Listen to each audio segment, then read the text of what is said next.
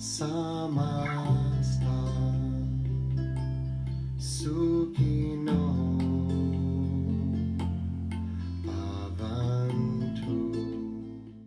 Namaste, fellow pilgrims. This is Bruce Berger once again talking to you about the evolution of your consciousness and the only game in town, which is the acceleration of the evolution of your consciousness. I know many of you subscribe to my work because of my focus on unitive consciousness. And everything I do, there's a constant focus on unitive consciousness. In the last decade, I've made a leap in consciousness as I contemplated Nisargadatta's dictum to treat the life force as God. It's really taken a decade to transcend the brainwashing of the dominant paradigm, to really wrap my head around this realization, this profound realization, to treat the life force as God, that the life force is the most immediate and direct presence of this great and wondrous mystery that we call God. In any case, at this point in time, the vision that I'm sharing is an understanding of a holarchy, of creation as a vast fabric, a vast organism, a living organism of wholeness, which is organized in terms of self-organizing fields, that everything that exists is energy. Every atom, every molecule, is cell, is energy. And energy always, universally, exists as a self-organizing field, self-creating, self-generating. The definitive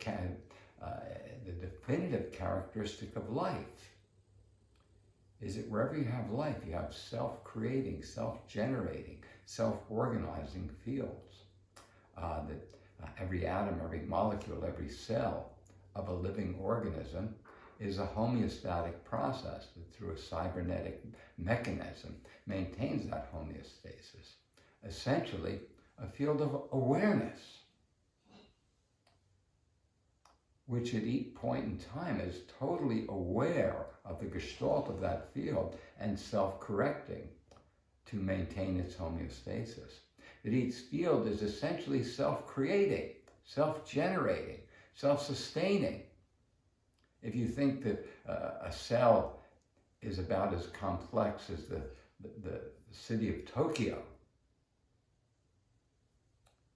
you begin to comprehend what it means for an energy field to be self-creating, self-generating, self-sustaining, and interacting with its environment and interacting internally in ways that maintain that homeostasis.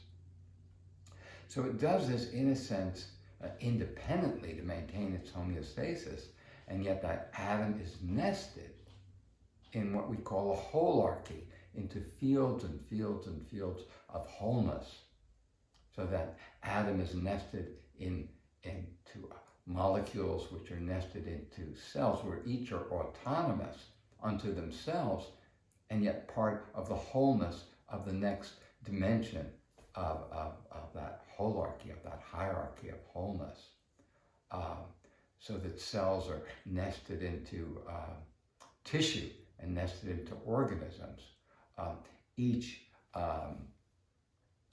self-creating, self-sustaining, interacting with its environment, and then interacting in ways to create the conditions of homeostasis and well-being and growth and evolution.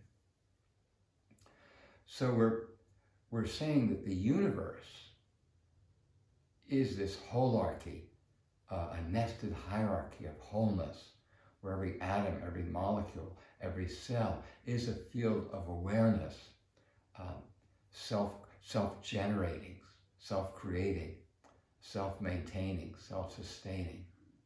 And it is this ubiquity of awareness, this ubiquity of cognizance that is the distinctive characteristic of life,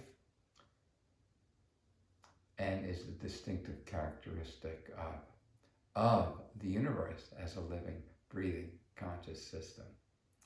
So in any case, in chapter 13, verse 4 of the Bhagavad Gita, Lord Krishna says, know that I am the cognizance in the field, of the field, and that I'm the cognizance of all fields. That this cognizance, this knower of all fields, is the essence of the life force, and is what makes life force possible as a self-generating, self-correcting intelligence in every atom and molecule and cell. That when you work directly with life force, you're working with the quintessence of the mystery. You're working with the knower of all fields.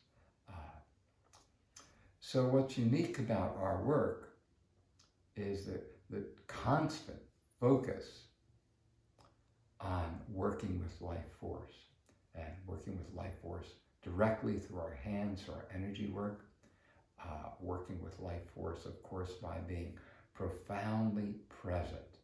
That the presence in the macrocosm of your life, your presence, your cognizance, your awareness as you attempt to self-correct, self-generate the conditions that maintain and sustain the homeostasis of your life, that this process is no different than what's going on in every atom and molecule and cell of your body. So everything about the work we're doing is going to be supporting you both in the evolution of your consciousness and understanding the omnipresence of this divine intelligence, and supporting you in your own deep personal self-realization.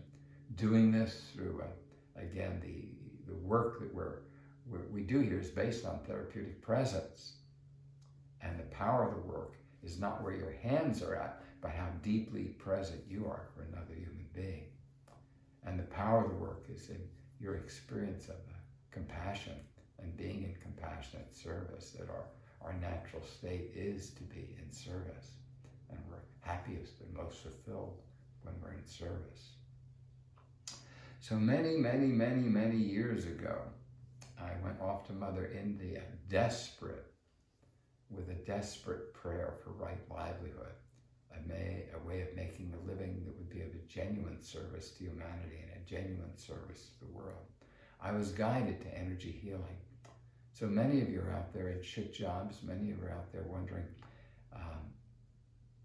how can I live in integrity with this gift of life? So I'd like to invite you to consider shifting your life towards a career in energy medicine, and letting me help you in this foundation training in energy medicine, which begins April 10th. So www.weare1.us, WEARE1.us.